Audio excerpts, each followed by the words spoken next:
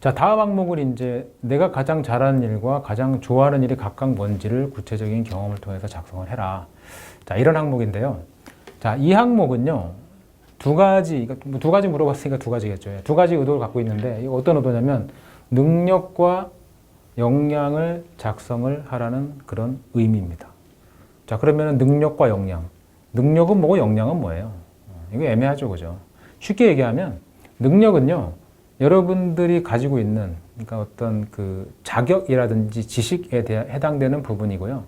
그리고 이제 역량은요, 여러분들의 어떤 기본기에 해당되는 부분이라고 생각하시면 될 것 같아요. 자, 그래서 좀 더 자세하게 들여다보면 뭐냐면, 자, 내가 가장 잘하는 일이라는 거는 성과 중심이에요. 그래서 여기서 써 있는 것처럼 자발적인 의지와는 관계가 없더라도, 물론 자발적인 의지로 했어도 괜찮아요. 그래서 뭔가 유의미한 성과를 냈던 거. 그래서 내가 가장 잘하는 일을 여러분들 어필하실 때는 자, 성과 중심으로 작성을 하셔야 됩니다. 자, 그리고요. 좋아하는 일은 이거는 성과와 크게 관계없어요. 물론 성과가 좋았어도 괜찮아요. 자, 근데 성과와 관계없이 자발적인 의지에 의해서 수행을 했어야 되고요. 자, 그리고 이 성과를 얻기 위해서 본인이 노력했던 과정이 중요합니다.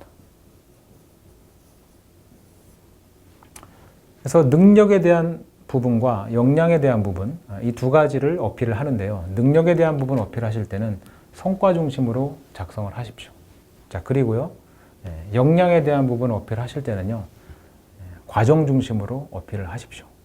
자, 근데 이걸 작성해 보면 이제 이럴 수 있어요. 자, 내가 가장 잘하는 일과 좋아하는 일이 뭐 서로 연관성이 있다. 뭐 유사한 거다.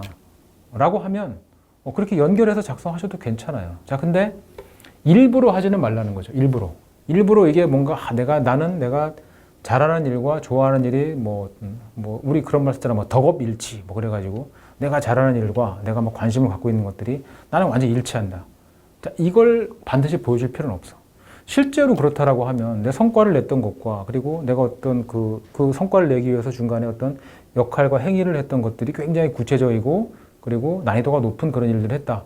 괜찮다라고 하면 연결된 거 해도 돼. 하지만 절대 일부러 보여주려고는 하지 마라. 여기의 의도는 그게 서로 연결되는가 그걸 보는 건 아니에요.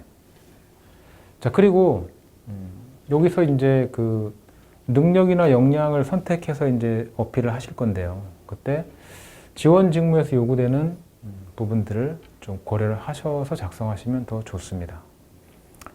지원 직무에 대한 부분을 고려해서 작성하면 더 좋다라고 하는 제가 이런 식으로 표현하는 이유는 뭐냐면요. 사실은 당연히 지원 직무에 요구되는 역량이나 능력과 연관되어 있는 것들을 표현하는 게 그게 맞아요. 잘 맞는데 근데 사실은 내가 실제로 막 정말 보여줄 수 있는 그런 역량, 경험들이 직무와는 약간 거리가 있을 수도 있거든요. 직무와는 거리는 있는데 기본적인 어떤 공통 역량, 인재상과는 좀 연결이 돼 있는 것 같아.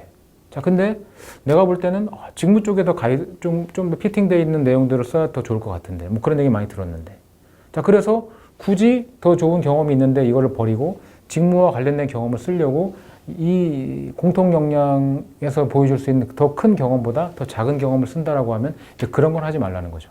그러지 마시고 공통 역량과 관련이 있다. 아까 얘기했잖아요. 뭐 도전, 뭐 책임, 창의, 팀워크 뭐 이런 거 있고 또 동원 산업 자체가 동원 그룹 자체가 가지고 있는 뭐 어떤 원칙 준수라든지 그 전문성 추구라든지 기타 뭐 도전, 팀워크 이런 것들 있잖아요. 자, 이런 내용들을 보여줄 수 있는 그런 내가 좋은 경험을 가지고 있는데 직무하고 딱 일치는 안 된다. 자, 그렇다라고 하면 직무와 딱 일치 안 되는 경험이라고 하더라도 어필하십시오.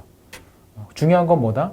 역량의 크기를 본인이 가지고 있는 역량의 크기를 잘 어필하는 거. 본인의 능력의 크기를 잘 어필하는 거. 그게 핵심이다.